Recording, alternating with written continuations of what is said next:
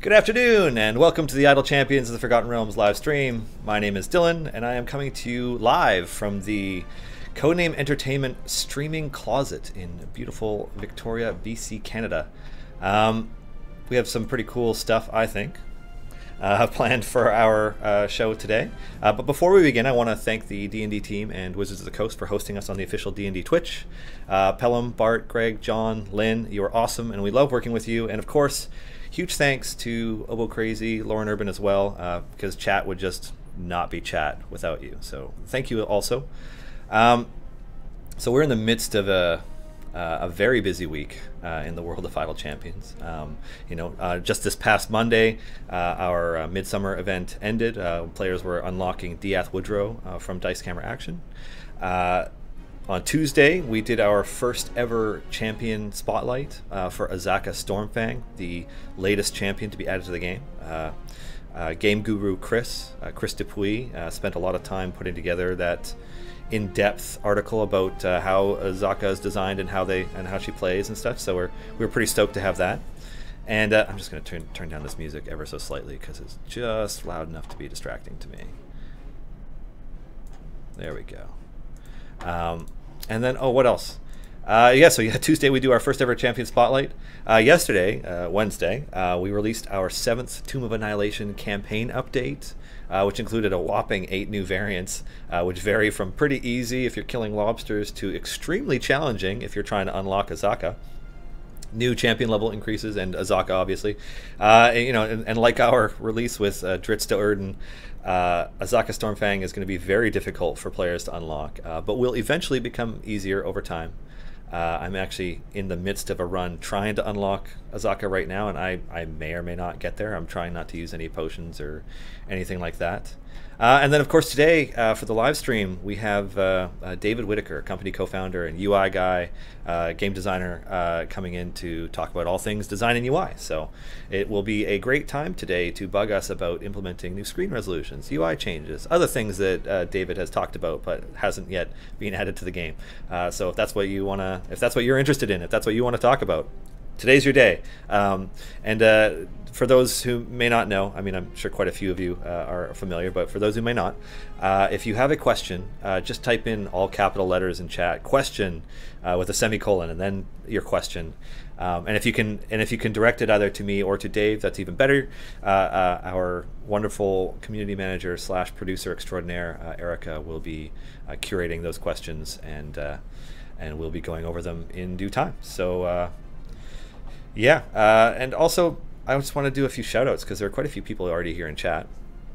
Alley Cat, I don't know how to say that one name, Lacknor, Aaron247, John Irony, Ray Cool, Lorgar the Arisen, Doug, I like that, Arkan Sunseeker, Sheepy Mez, Crab Colash, the Duck Again, the .dk, obviously Lauren is here, Phalon, Shazos,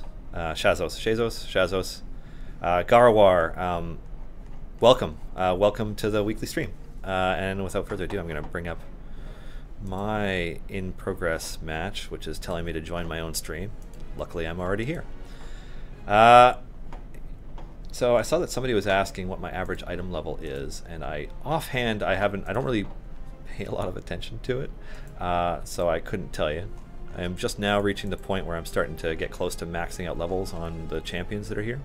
Doing a birdsong formation with Evelyn in the lead, though I don't know if Evelyn will be able to do this.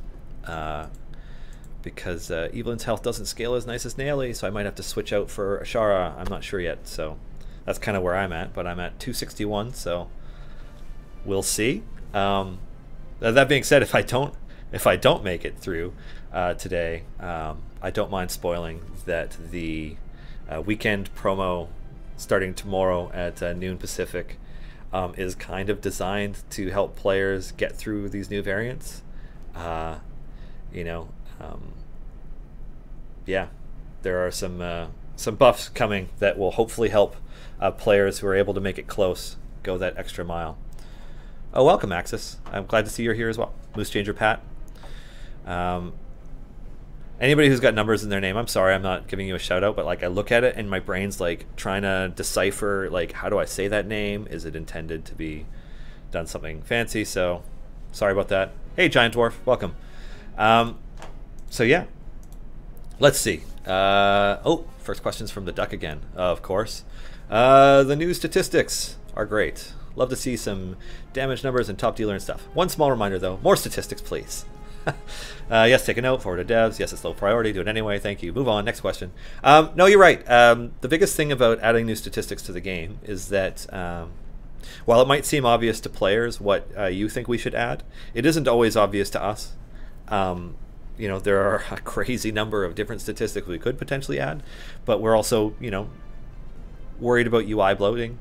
And having just too much information on screen. I mean, it's already, we already have players talk about how difficult it is to see buffs around characters. Like I'm just like slowly mousing around, moving the mouse around Evelyn's circle, and you can see the different buffs.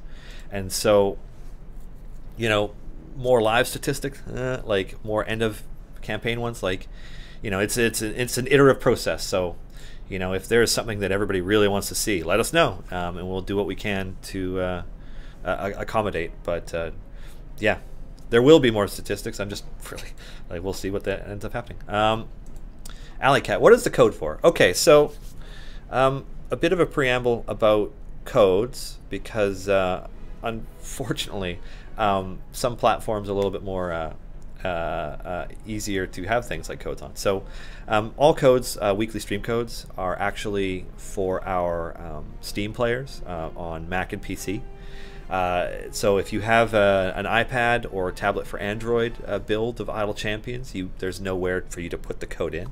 That is strictly there's a barrier in terms of putting things on those platforms and bypassing their stores and such. So there's nothing that we can do about giving you a code system that will work at this time. I know I've been saying for a few months now that we have plans kind of underway to try and accommodate that. One example is anybody, no matter which platform you're on, will have access to the weekly newsletter codes. But if you are on iPad or tablet for Android and you've signed up, the chests will automatically show up in your account instead of having to get a code and then enter it in.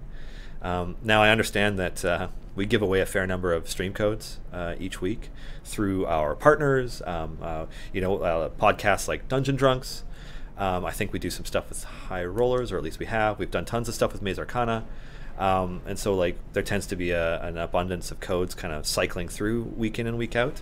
And yeah, it sucks to miss out on them, but we're trying to find a way to, given the constraints that we have to work within on these platforms, find a way to make it up to our tablet players, but we just don't have anything yet.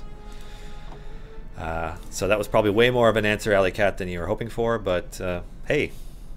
Doug, new player and loving the care put into the game. Thank you. Yeah, we really try. It's this game is the product of a lot of, there's a lot of passion for D&D involved. I know there are a lot of D&D fans who would prefer to see something like another Baldur's Gate or some other sort of deep system RPG when it comes to playing a D&D video game. But we really like what we put together with Idle Champions. Is like we think it's a lot of fun, and we're glad that players, at least a percentage of players, are responding with it and really loving it as well. So yeah, we're glad you're liking it, Doug. And welcome to the game. Giant Dwarf. I'm kind of surprised that you guys pumped out 8 variants for the campaign. Will this pretty much be the end of Tomb? This is not the end of Tomb. You'll notice that we haven't even added another tier of blessings to Kellimpor yet, but the intent is to do so. So Tomb of Annihilation's main storyline, like the storyline that launched the campaign, if you will, like the main objective to get to defeat the Death Curse, was completed in the 6th update for Tomb of Annihilation. Now, a couple of the variants in this build were intended to be with that update. You'll notice that the last 2 adventures with the 6th update didn't come with variants to do it all. They just didn't make it into that build. And so we included those, and then we also included quite a few other ones that we wanted to add, because we wanted to add another, like, I guess you could say, tier of variants that are harder to complete. And we've known actually for months now, since it was first suggested that we have Azaka as a potential champion. We've known for a while now that one of the things about completing the campaign would be unlocking Azaka. You'll see her corpse floating there in the middle of my formation, stopping me from having more DPS. And so, you know, so a couple of the variants were pushed aside for this build, just the follow-up Tomb build, and then we had another 6, some of which are crazy difficult. And it's not the end of Tomb. There are a number of other things we can do with the Tomb of Annihilation campaign. So the main story is done, but anybody familiar with the Tomb of Annihilation campaign book, or maybe you've played through Tomb of Annihilation as a player yourself, or you follow a show like Force Grey or Dice Camera Action or Acquisitions Incorporated or what have you, there are quite a few things in Chult that we did not come across in our campaign. So there is room for more adventures. You know, like just off the top of my head, I think about Artus Cimber and the Ring of Winter, which we didn't come across in our campaign, but has played a pretty significant part in a number of shows campaigns, and probably for a number of players as well, because you can do some pretty crazy stuff. So there's more room. So it's not the end of Tomb, and we will still be doing more blessings, but the main story, the initial campaign quest, like the hook for starting the Tomb of Annihilation to defeat the Death Curse, that is done. So I hope that answers your question, Giant Dwarf. Crab Kolash. Dylan, has there been any decision about having old event, Golden Epic, or chests available for sale during time gates? I don't have anything to share about it officially, except to say that part of our planned updates with the game will include some updates related to the storefront and how things work.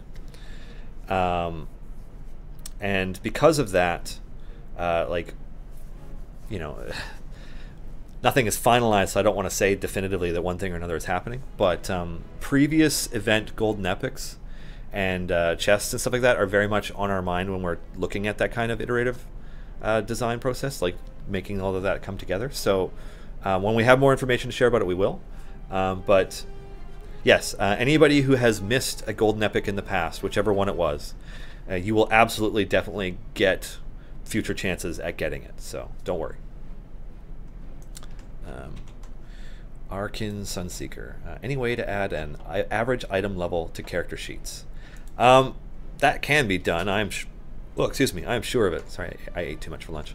So I'm going to make a note on that, Arkin Sunseeker, and pester Dave about it when he gets here, because on the note of statistics, that seems like one that people might really like. Would you guys like that? Like, if, I don't know, maybe somebody's going to come in here and strangle me for suggesting this, you know, putting more work on devs plates, but like maybe, you know, either on the character sheet or somewhere on the champion themselves, there's an average item level somewhere. So yeah, I think that's doable.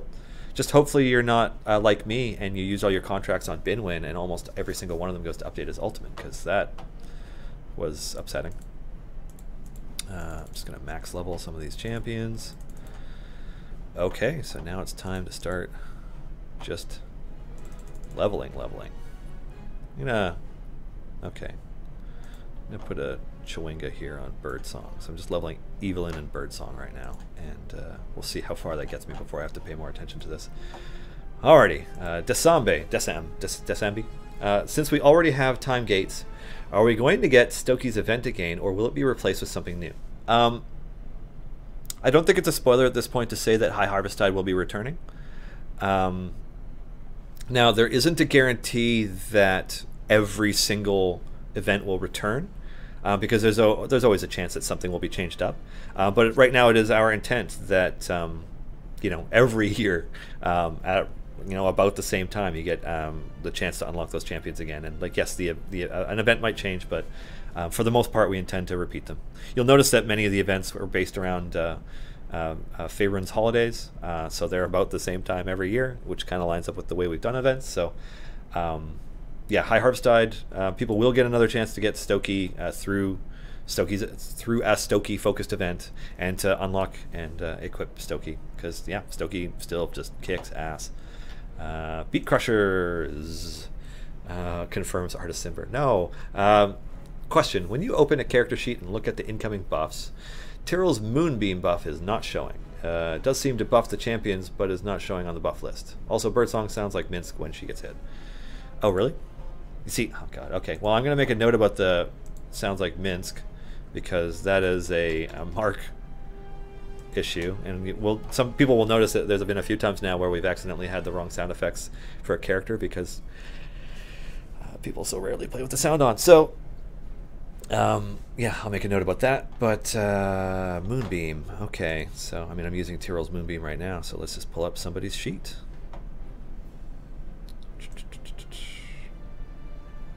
Yerp, no Moonbeam. Okay.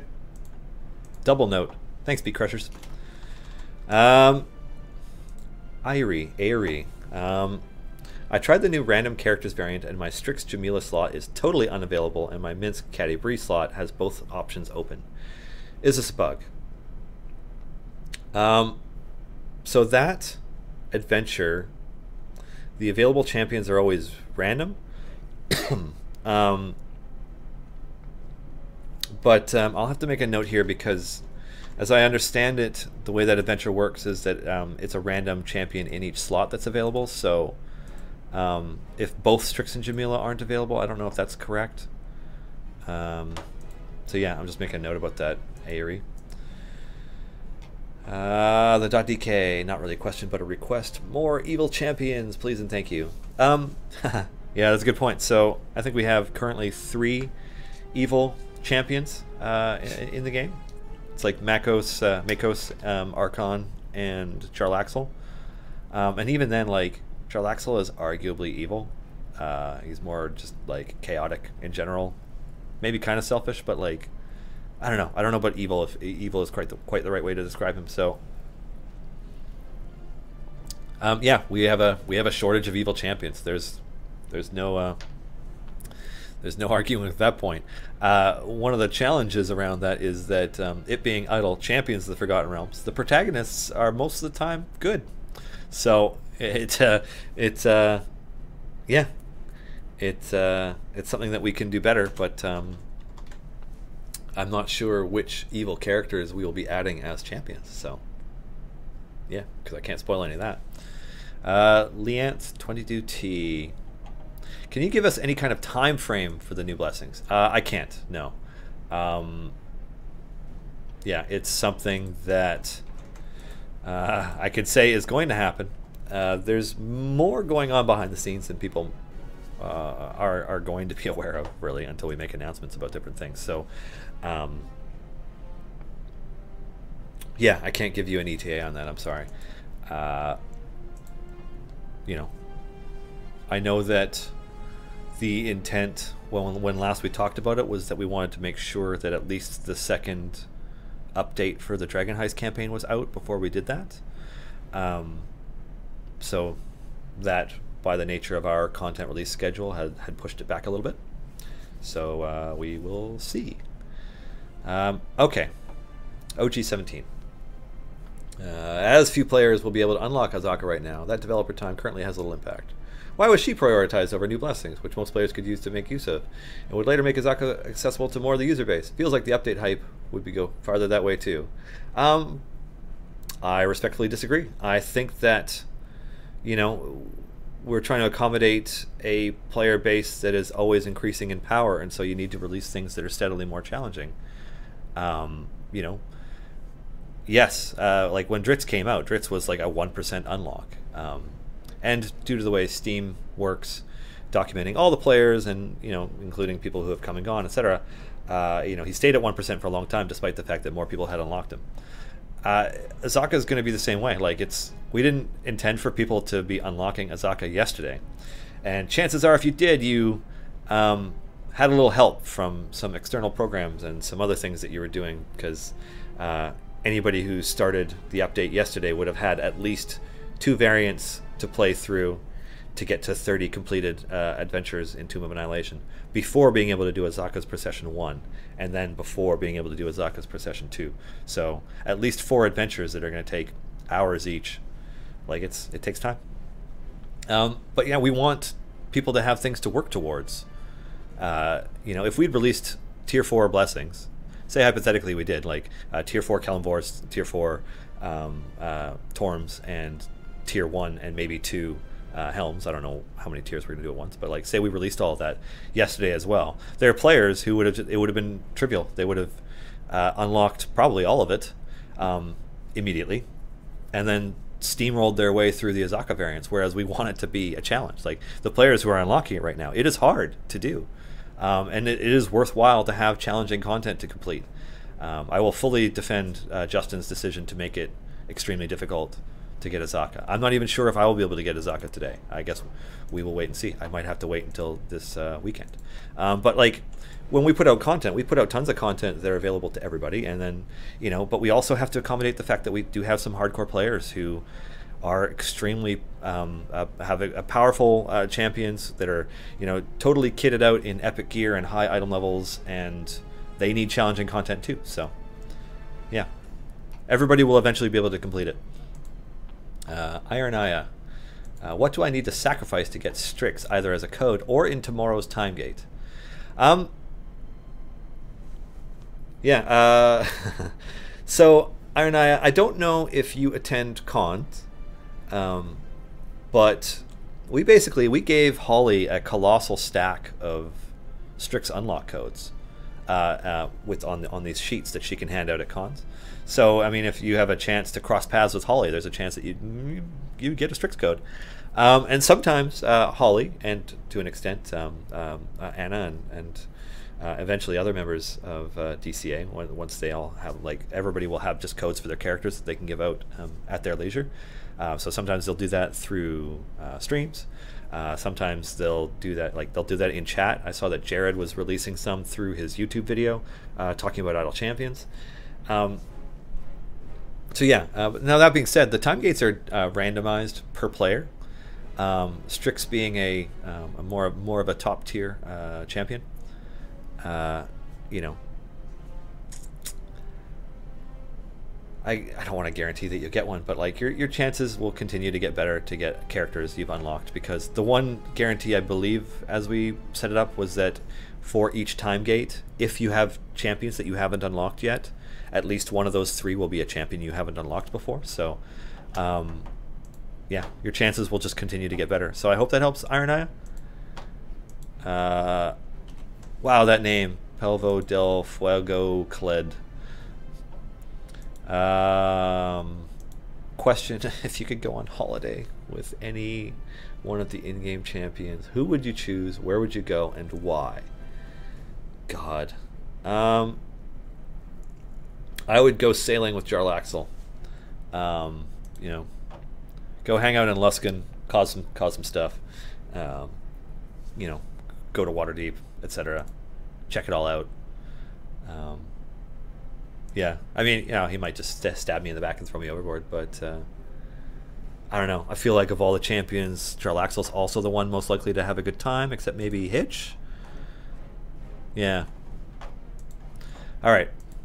Chuckle style. Oh, hold on. What's going on here? How about I just kill everything? There we go. Okay, next. More stat request. Mission select has a last run with date, favor, highest floor cleared. Then I could see how long since I've tried the mission. How much better? Oh yeah, I love that idea. That's great. Your top run in terms of distance and damage and stuff like that, like just sort of last run statistics, or some sort of tracked thing. Yeah, I think that's a great idea. I don't know. I don't know what kind of workload that'll attach to us or how long it'll take, but I think that's a great idea. Beeromancer, I'm a pretty new player. What should I play first? Grand Tour, Tomb, or Waterdeep? The blessings that you unlock are steadily more expensive across campaigns. So Grand Tour, the Sword Coast, playing that until you can unlock what is it called? This here first global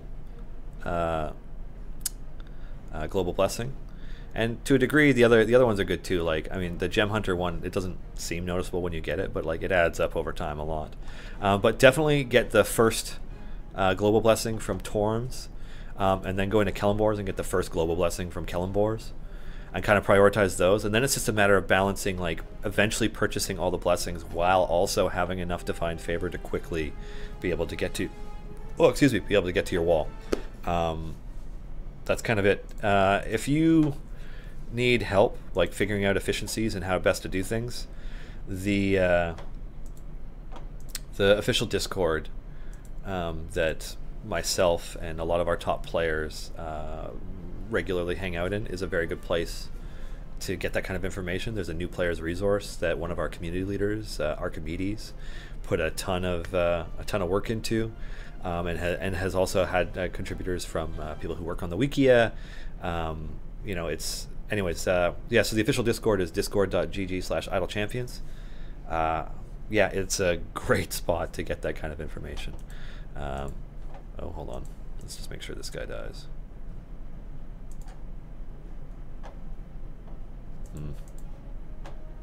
I'm only at 275 and I'm already struggling this much. I probably can't finish this variant yet.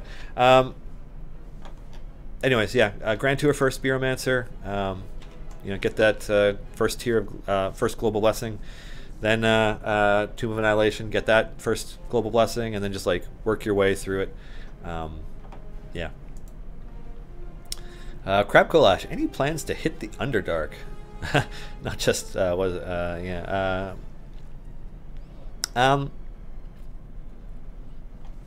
What can I say about upcoming content? I mean, I can honestly say that as far as I know, we don't have any plans in progress to approach the Underdark as a setting. The cadence with which we release content and adventures and subsequently new campaigns, coupled with, you know, Wizards of the Coast's release schedule for Dungeons and Dragons campaigns, I don't know. I think that of the 5e campaigns released before Tomb of Annihilation, the ones most likely to be visited just because they're favorites of ours are ones like Curse of Strahd or Storm King's Thunder. I think that Out of the Abyss is a little less likely at this time. Now, that being said, I mean, you can't really... I mean, Underdark is such a massive part of the Forgotten Realms. So, you know, it's not unreasonable to suspect that we might, you know, make a visit or some set of missions that take place there. So, yeah. No active plans. Nothing being developed right now as far as I know. But it could happen. I mean, the Underdark's awesome. Leanth22, why would you use all your contracts on Binwin? Why? I was trying to get his slot 4 item level up, is why I was doing it. Because once Binwin is consistently attacking at least 3 times, he starts to get pretty incredible. If you can get him to hit 4 or more times, he becomes an absolutely incredible DPS. You don't even have to actively do anything to make sure that you're a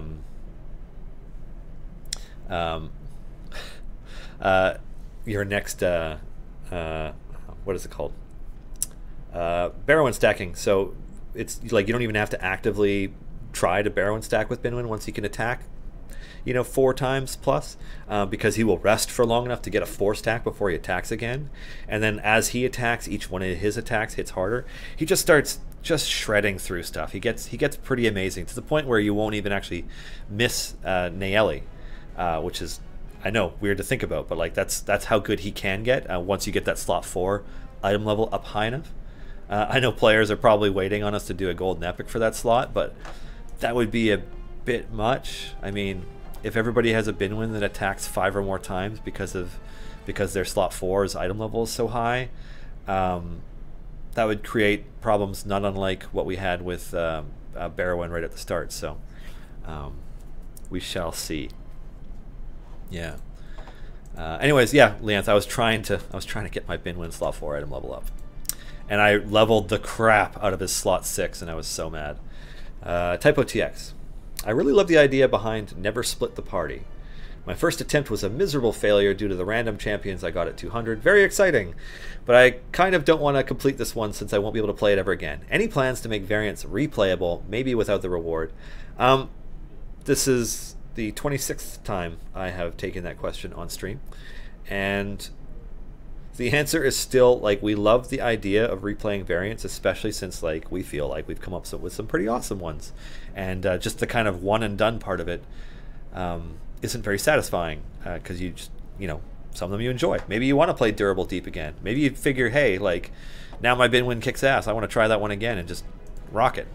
So you know, we like this idea, and we would very much like to look at ways to reuse variants. We just haven't come up with a way that we want to yet. Is the best way of putting it. Oh, come on, Garwar. People want to play Durable Deep again. It's awesome. I would play it again just to see, because, like, it was a horrific struggle to get through it last time I played it. But my characters are way better now. Anyways, yeah, so we very much want to revisit variants. I just don't know. I don't have an ETA for when we might be doing something like that. Ray Cool, do you believe in the day? Pardon? Pebcac error. I might have missed it. Offline gold fix. We have where do I put, how do I address this? It's still very much at the forefront of our minds because it is tied into other things that we want to fix for the game, but I don't have an ETA for it. I'm not going to say it's because Mark's on vacation, but Mark has been on vacation for a couple weeks. It's kind of one of those things where we have a pretty aggressive content schedule for events and new champions and other things that we want to make sure that we're coming out at a steady enough pace that, you know, I mean, this is a free-to-play game, but, like, we do need some income in order to keep, you know, keep the lights on. So we have to maintain a content release schedule that allows us to do that. So things like the offline gold picks, or even the tanking and healing update, the champion balance update, those kinds of things, those are large projects that kind of, like, we chip away at over time, and then hopefully, you know, we have enough free cycles at a few points that we can really put some work into them. I think my champions are going to wipe here, by the way. So I don't have an ETA for it, and it's definitely in that boat. But, like, it's, yeah, we are acutely aware that it needs to be fixed, and we want to get there. Alley Cut again. Do you have plans to get some well-known characters from D&D streams like Critical Role? Because that would be super duper awesome. I mean, who isn't a fan of Critical Role, right? Like, our CEO Eric was just at Gen Con, and I think Axis of Anarchy is in chat right now, but Axis was also at Gen Con. I don't know if Axis was also at the Critical Role show. A theater of 2,700 people cheering so loud that they, like, would drown out a rock show, right? Like, critters are passionate fans. I mean, we love Critical Role. Both campaigns have awesome characters in them. There goes the party. Excuse me. Need to drink some water.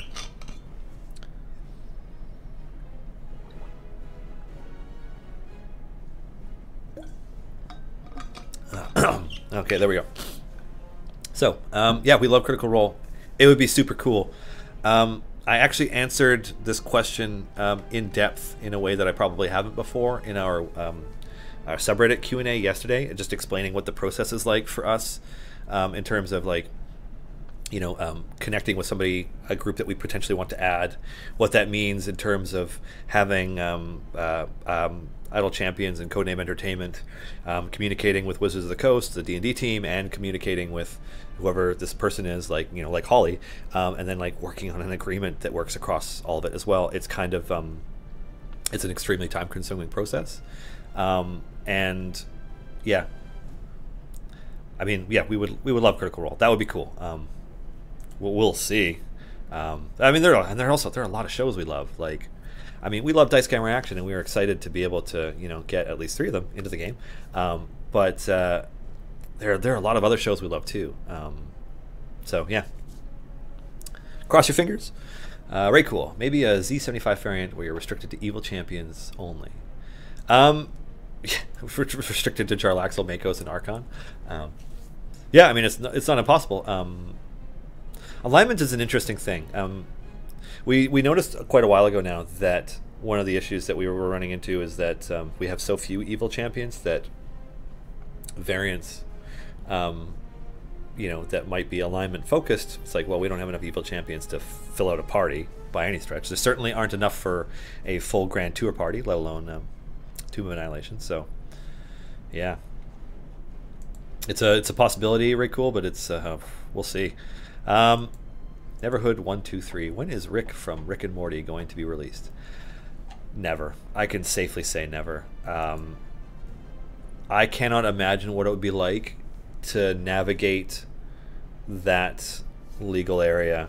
And like, let's be honest, Rick Sanchez is basically a chaotic god. It's just a straight up god of chaos. I mean, Morty would be at best a familiar in our game because Morty's just useless. Yeah, because that would be, I don't know how much Justin Roiland and Dan Harmon would play into that, but certainly Adult Swim, considering how long it took for them to negotiate a contract just to keep the show, I'm not optimistic about the idea of negotiating a contract with them to have those characters in this game and having it work with with us, and with it's just so profoundly unlikely. I mean, and I will happily eat my words if for some reason it ever happens, but I think it is very safe to say it's not going to. Neverhood, I'm sorry. Ray Cool, when are health potions coming back?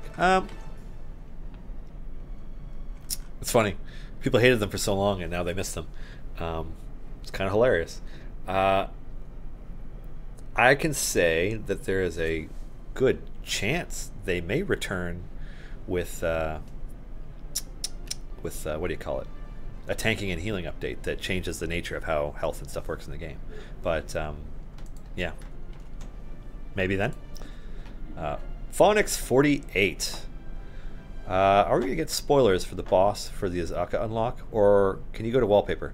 Well, I mean, the boss for the Azaka unlock is the same one that the normal Tomb of the Nine Gods one is, right? Like, you're just trying to do the same mission but with one less slot, so your DPS is severely hamstrung. I have reached the point where I cannot use Evelyn to tank. I'm going to go back an area and adjust this formation. So forgive me for a few minutes while I do this. It is time to start the Naily show and make some adjustments.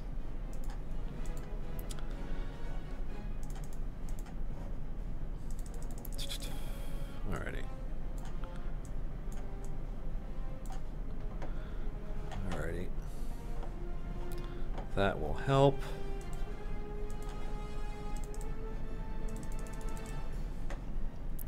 Because at least then my buffs should still just continue to go up.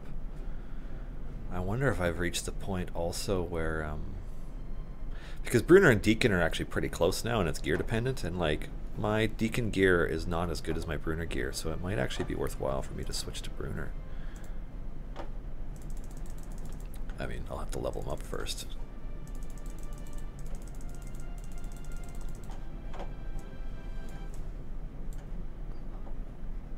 Maybe not.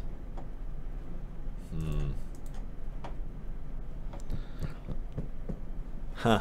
I was hoping to not do this with potions and stuff. Maybe I'll go back another couple of areas and farm some gold.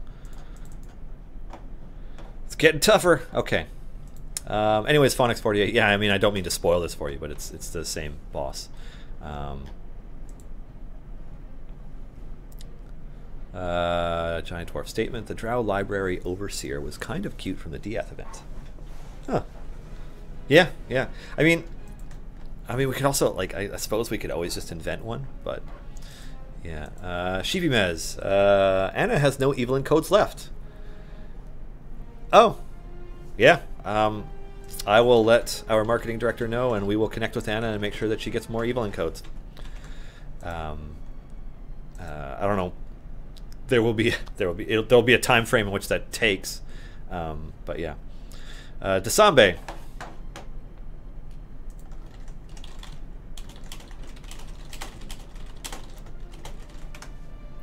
I opened Timegate 3 times already, and all 3 times, one of 3 champions was Dadius, and 2 times I had Catti-brie. Wouldn't it be better if those champions wouldn't repeat at least one time gate after another?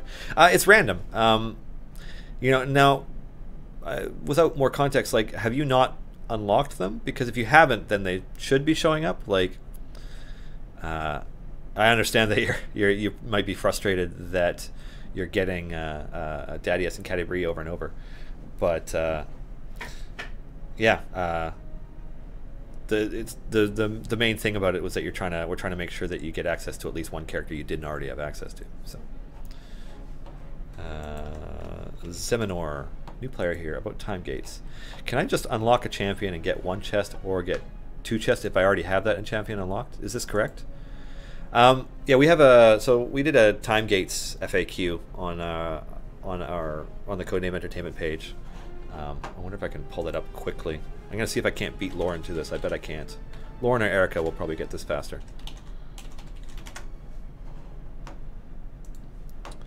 3, 2, 1. Nope. Nope. Shit. No, that's not it. Come on. I get a 7-second head start because I'm streaming. Alrighty, I just posted the link in chat. Post ID number 728. The time gate fact is there. Zeminor. Cassius 335. Dylan, any chance Evelyn can get some of her self-damage boosts swapped for self-health boosts? She needs the extra health. So fun fact. I was actually mentioning this to Chris yesterday. I'm like, hey, did we adjust the scaling of Evelyn's health because, you know, eventually she gets outshined by Hitch? And sure enough, at level cap, Hitch has more health, which to me seems weird. I'm not sure when we might do that. I know that Evelyn was designed with the tanking and healing balance update in mind when she was designed, which is one of the reasons she doesn't have a health item, which is to say that we're not really intending to have health items for tanks in the future. But because we haven't done that update yet, it's starting to make it more so that she is outshined, which is not really what was intended either. So, yeah, I mean, I can just make a note for it because I personally think that we should increase our health, but we have not gotten to that. Artifexy, is Azaka providing a buff in that mission? Your damage is suspiciously high for what I'm looking at. My characters are really well geared. I have the majority of the golden epics that have gone on sale. I have epics across everybody, and I have probably pretty decent item levels for most of them. So in a formation where I'm very much focused on a 1 DPS champion, I get high DPS numbers. It's just is how it is. Alrighty, I'm still not sure if Bruner is actually better than Deacon for me, though. My Bruner's only, yeah, I haven't put any of my contracts onto Bruner stuff. I've been waiting to, like, I bought a bunch of chests with gems, and I'm, like, waiting to open the gold chests for when I have Azaka, but, alright, I'm just going to go back to Deacon, because Deacon is better. And Doom buff will get up, and then let's see if his damage gets higher. So yeah, my damage is actually not suspiciously high, given the item levels and, like, epics. I mean, you know, if you've been playing for a while and you've opened a fair number of potions of polish because you make purchases and stuff like that, or in this case, like while I've made a number of purchases and got potions of polish that way, I also, since I started with Codename Entertainment, when DLC comes out, we get it automatically, which means I got a bunch of potions of polish from that. I have a Celeste that is like, every slot is epic and the non-gold slots are silver. So it's pretty crazy. Boom. There's some gold. Yeah, is that enough? I don't know. I don't know if this is enough, everybody. I might be personally too weak to do this. The other option is to try a bin-win formation, but that's risky. Anyways. Noah Simple. Can we get a Lost Mine of Pandelver quest? Oh, and Tetlin asking about Temple of Elemental Evil.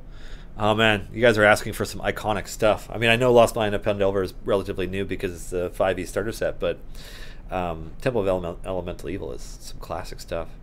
I think we have some D&D hardcores in our company who would love the idea of being able to visit that content in some way.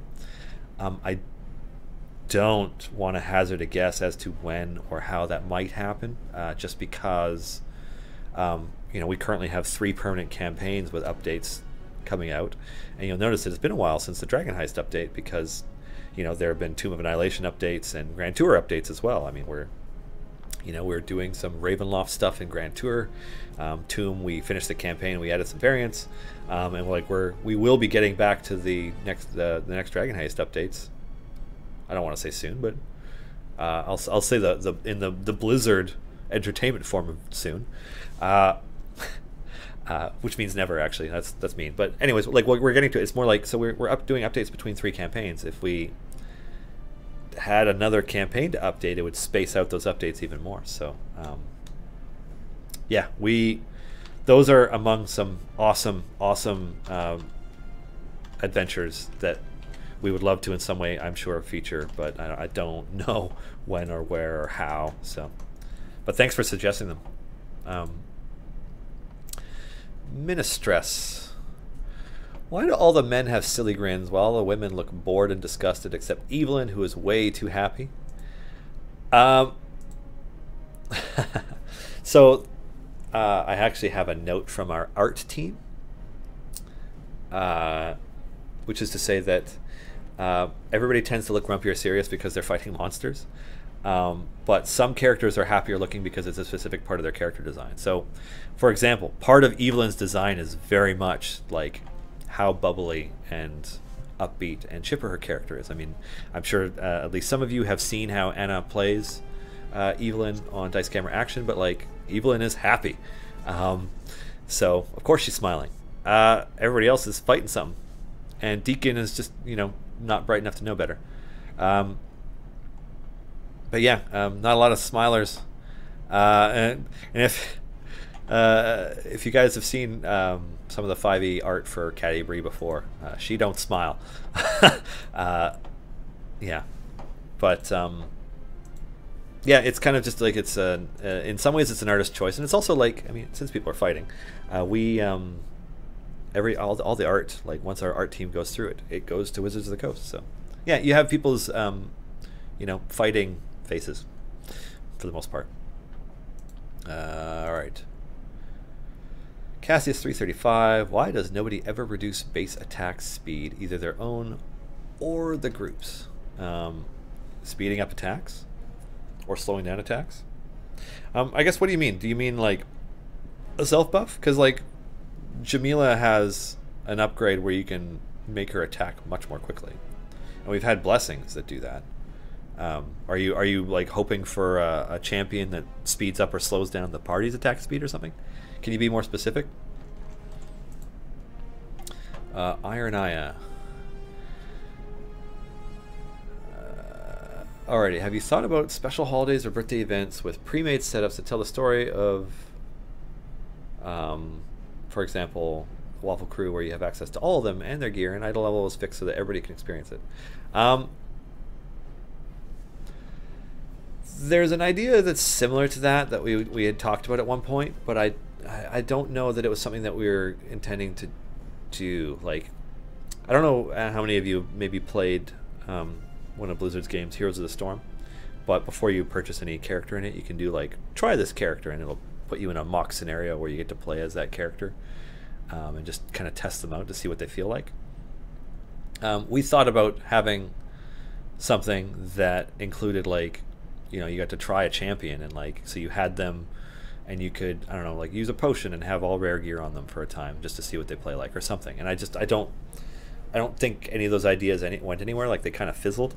That isn't to say that we would never do it, but like coming up with, yeah, it's so it's not quite the same thing as what you're describing, Ironaya, but it's, yeah, it's I'm kind of petering off. I don't really have a further answer for the question. Like, we've discussed stuff similar to it, but we don't have plans around addressing any of that. Like, they weren't ultimately things that we decided to pursue in favor of some of the other stuff that we have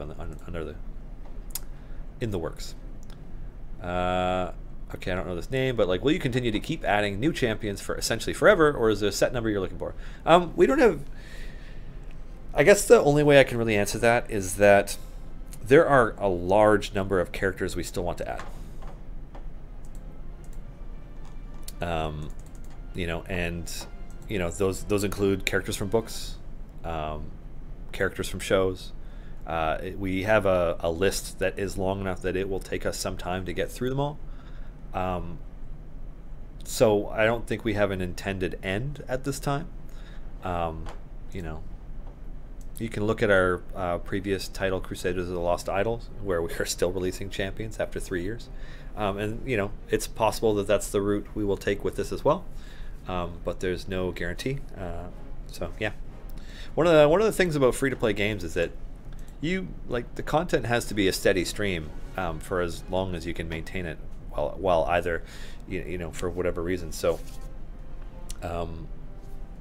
you know, more champions, more adventures, more campaigns. Like, we don't have an intention of stopping. So I hope that helps. Nameless King in 95.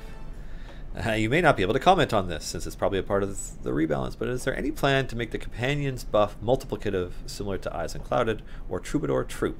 The companions are massively underpowered as is. We do plan to address the companions of the Hall as a group and their synergies. I don't know what else I could say about that. How do I put it? As part of our champion balancing, we've talked about addressing it, but we still are missing a pretty important part of the companions of the Hall, and so balancing around the whole group will be a lot easier once that part is a part of the game. Let's see. PaxSem713. Are there any plans for clerics and paladins to have bonuses against undead? It would certainly make sense from a D&D standpoint, wouldn't it? Alabama. Any luck contacting Nate for a full Waffle crew? Not that I can say. Phonics48. Before you give up on this run, can you try a couple of other formations, Strix or DF? Yeah, I will. I'm just kind of farming up some money so that I can afford to max level cap everybody and really start to play with it.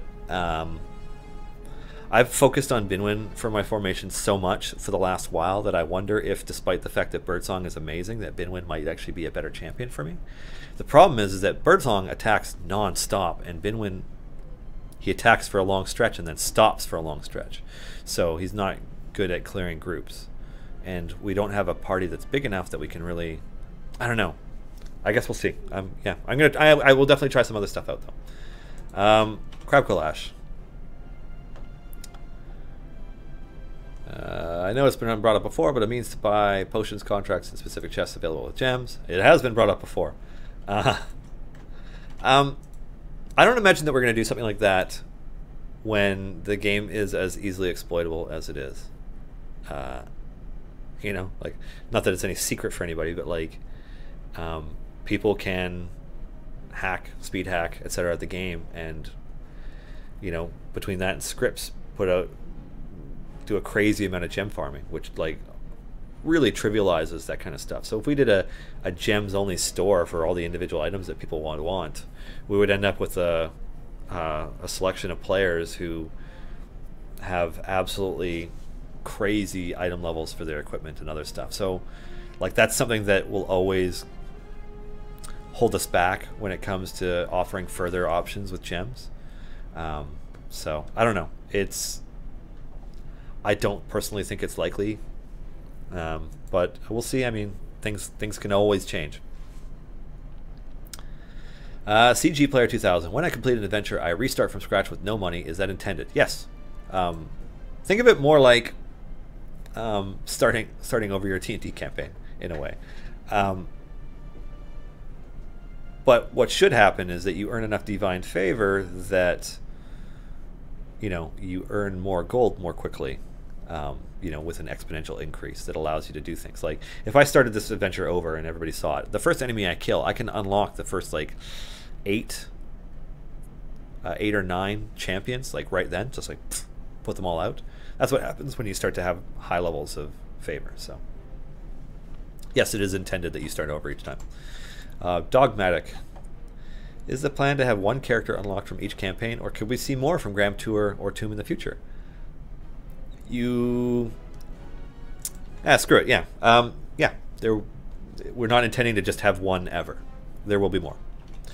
Barry Von Awesome. Are there plans to release statistics about the player base? I'd love to know how many percentage have unlocked all blessings, completed variants, etc. We haven't, like, we have no active plans for it. I mean, I guess one of the things about us is people are like, why aren't you doing this, that, you know, X, Y, or Z? We have a pretty small company at Codename Entertainment. There are 18 of us in the office, of which 2 people are full-time dedicated to title Bushwhacker 2, which celebrated its 6th anniversary this past April. That game is still being live service, and we're still working with the team on that. We have another 2 people who are full-time dedicated to Crusaders of the Lost Idols, our previous title. So that's 4 so far. We have the CEO, Eric, the community manager, Erica, myself, the creative marketing specialist, and Clive Gorman, our marketing director. Another 4 people who we don't actively work on producing the game. Like, our jobs are related to community. Eric's job is to grow the company. Clive and I market and so on. So, like, we're not actually working on it. So that's 8 of the 18.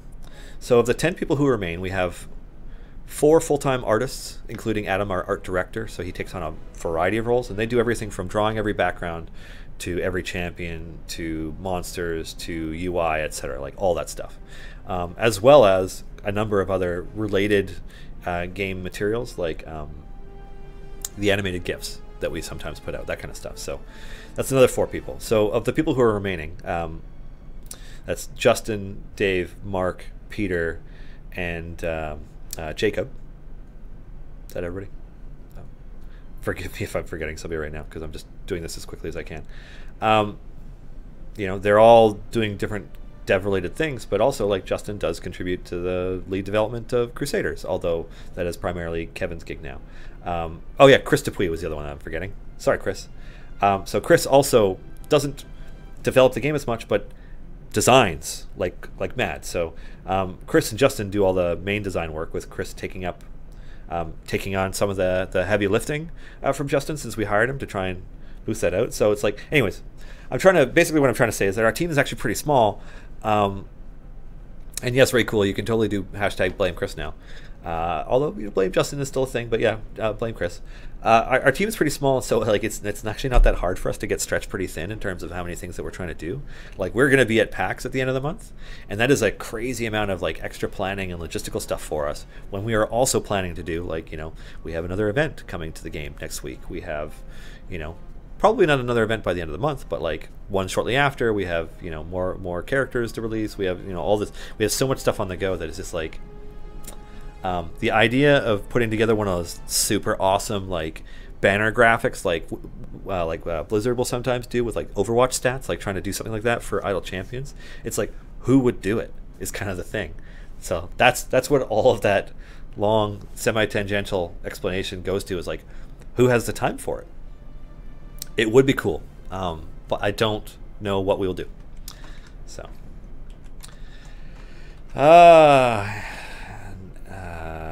does your agreement with Wizards stop you from incorporating other RPG IP characters? Well, of course. We're a licensed Dungeons and Dragons game product. So yeah, if a character is not a D&D character, they're not going to be in here. Now, some characters that might not seem like D&D characters are related to D&D in enough of a way that you might be able to add them to the game. Like, probably not our game, but like, Kryn and Eberron and Greyhawk are worlds that fit within the D&D multiverse in some form or another, and they are connected to each other. But this is Idle Champions of the Forgotten Realms. Our chances of spending time in those places are pretty slim. So yes, absolutely, our agreement with Wizards stops us from incorporating other IPs into it, because the IP is Dungeons and Dragons, so that's what we're focused on. Yeah. No, it's simple. What are the chances of a live D&D stream coming from you guys? The chances of a weekly stream are extremely small and unlikely, and probably won't happen. That being said, we had a lot of fun streaming our Extra Life game last year, and we will probably do something like that again. And there's some other events and things that may also lead to our getting our doing a stream of some D&D. So It could happen, but it's we're at this time we like none of us would really have the time to even like we can't do a night stream because too many of us have families and stuff, and then during the day we're pretty busy. So yeah, it's not because we wouldn't want to, because it would be fun. I think I would love to DM that. Adam would love to DM that. Heck, even Clive or Nick or Eric would probably love to DM that. So it would be fun, but I don't know if it'll happen. Darth Details. I'm sorry to ask this, but what is up with the Lost in the Deep and Heavy Burden missions? I feel like the original Fire Breath potion would have helped, but I am lost in the deep. That's terrible. Yeah, they're hard. Yeah, some variants are really hard. That's really it. Hey man, do you use Roll20? I do not personally, but I have heard nothing but great things. And I've watched a number of streams where Adam Koebel is DMing Roll20 games, and it looks awesome. So it's cool. And then finally, Ivanger2, do you believe Azaka is attainable for a purely free-to-play player with no gold items and 1 to 2 epics on event champions? I think that would be extremely tough, and that you would have to have an amazing combination of weekend buffs and potions and stuff probably to get through it. I don't know right now whether or not it's possible because I haven't monkeyed around with it yet myself, but we shall see. And certainly we shall see through this weekend once we have more buffs whether or not that's possible. Anywho, time to introduce our guest, David, who is the Dave I know in the office. Like that old Kids in the Hall reference. Oh, I should turn on your mic too. Yeah, then you can talk and people will hear you. All right. Yeah. What secrets are we giving away today? I don't know. The questions look pretty. First question: how about those new screen resolutions? One day. One day. One day.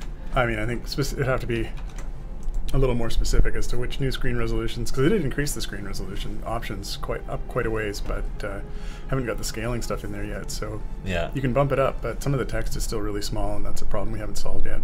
Have you do you have can you give I guess people some context on why that's the kind of thing that you can't just turn on tomorrow?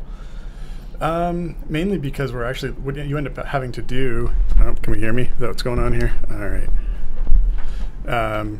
Is actually rescale everything to get a high resolution version and a low resolution version, and well, optimally have it automatically scale as you go along, so you get versions that are in between, interim versions, as it were, and that means we end up having to code each section to automatically scale themselves up. And so we sort of designed for 1080p, and then when we pulled it up at 4K, we discovered that actually things are tiny and that we had a lot of work to do. So we haven't gotten to that yet. Okay. ETA? I don't have an ETA at this time.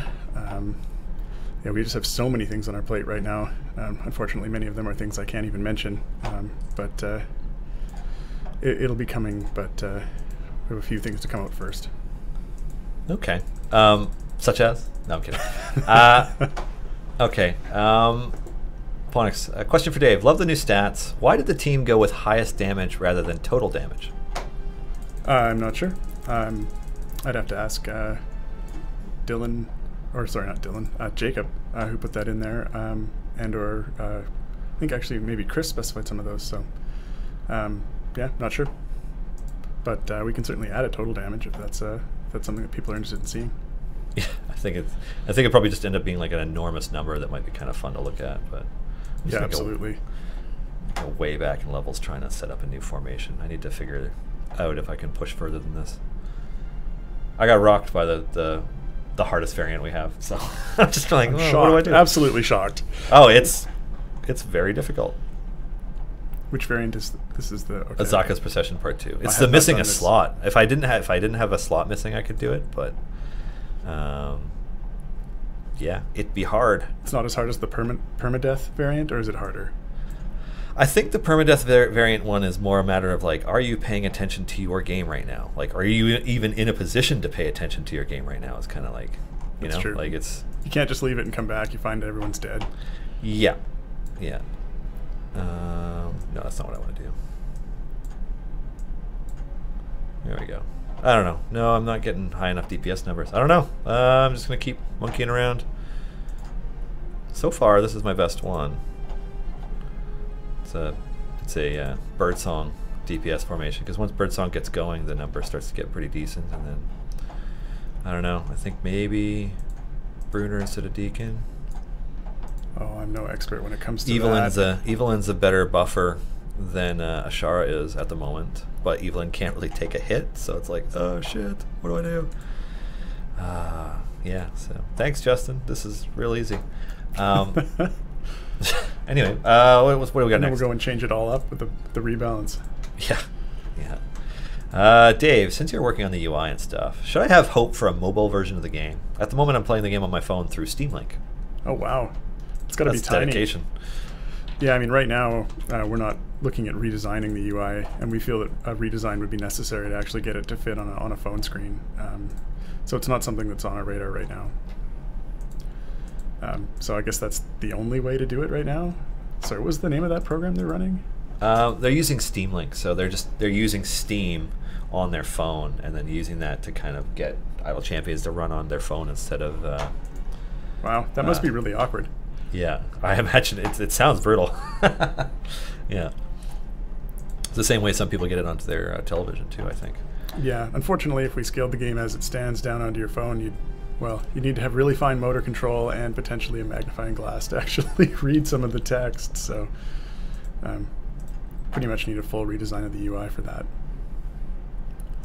Oh, there's a nice link there. So once again, I want to ask if there's anything you can do about the blinding white light when you finish a quest, not the black screen when you move up a level. Like when you complete adventure and it goes to white. The fade to white. Yeah. I mean, that's just a design choice. Can we switch it to fading to black? Oh, we could. I mean, we'd have to have a strong reason to do that, I think, as far as like, because like I say, it's a design choice. I mean, I've seen it in lots and lots of games, and sort of that's the feeling to go to white as opposed to going to black is sort of that.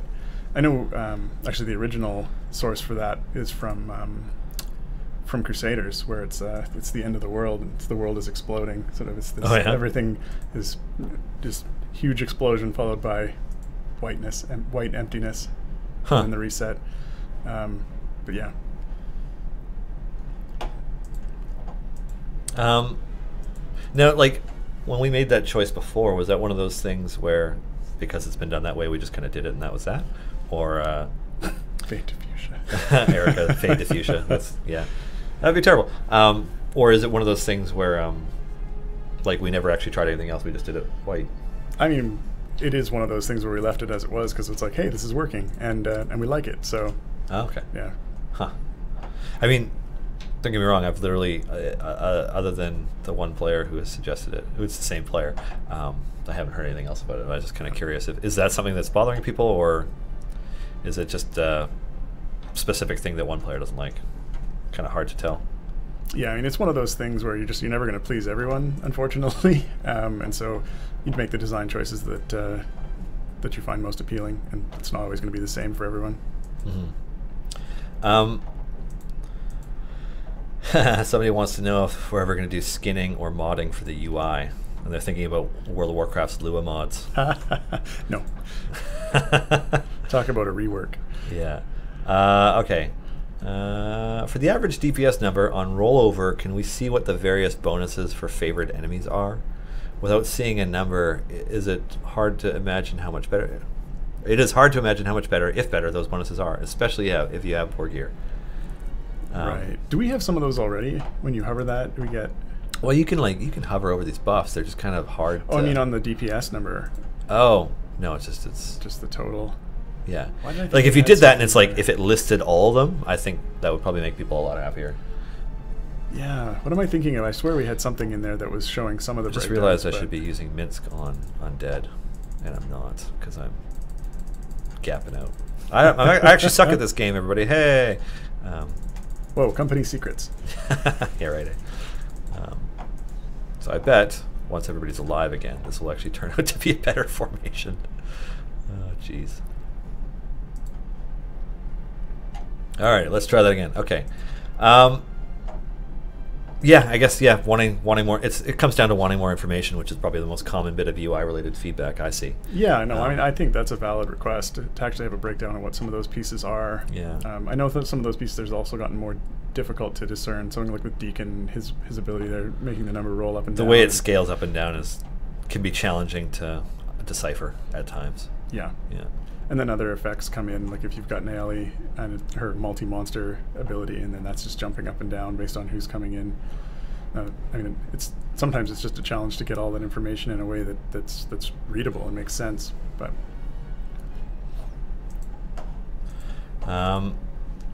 alrighty, let's see, what do we got?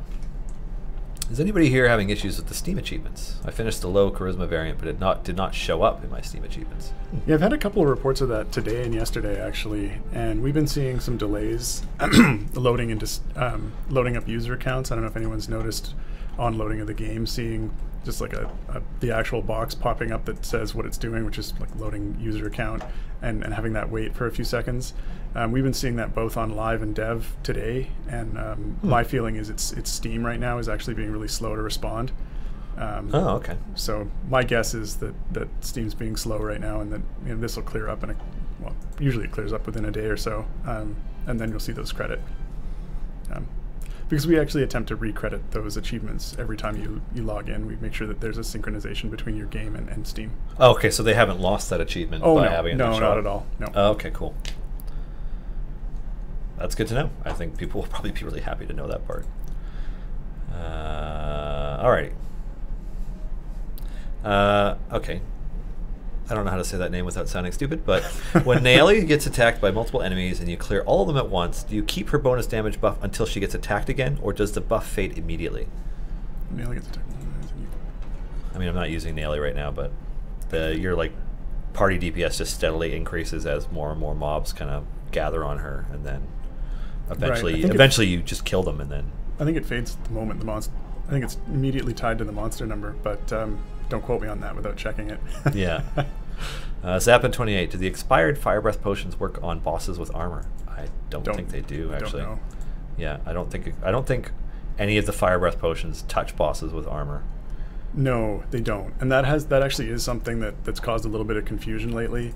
I've seen a number of players who push their way right up to the bosses using familiars and fire breath potions, and the familiars, like the clicking, is actually what's doing the majority of the damage. So they're just steamrolling through everything, and then when they get to the boss, all of a sudden, like the armored boss, the click damage doesn't click segmented monsters. Yeah, and so then they're actually like orders of magnitude less damage than they need to actually do any damage to the boss. Yeah.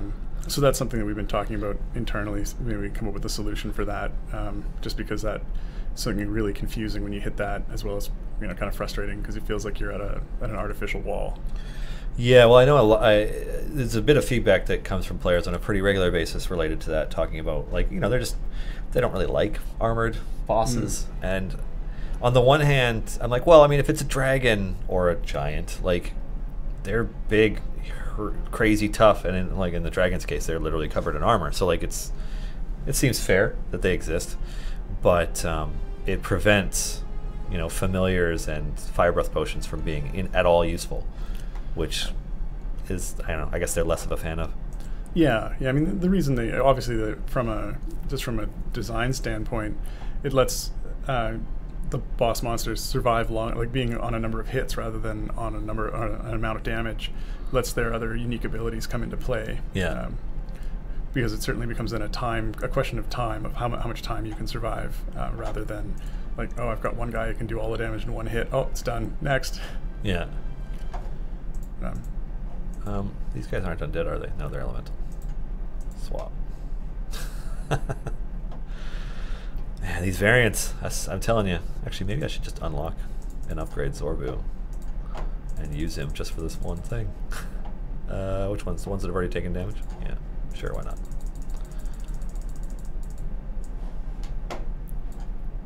Oh god, no, bad choice.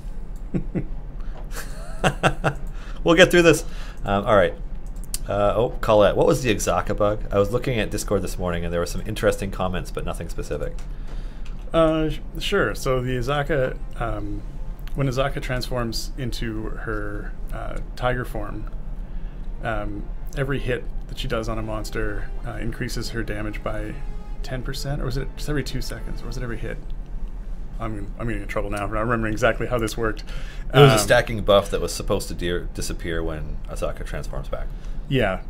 And not only was it not disappearing when she transformed back, but it was actually doubling up with every transform.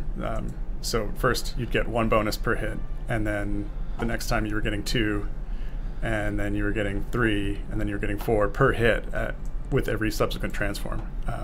So that very, very quickly resulted in a really huge buff. But we fixed it. That's a crazy, crazy amount of damage.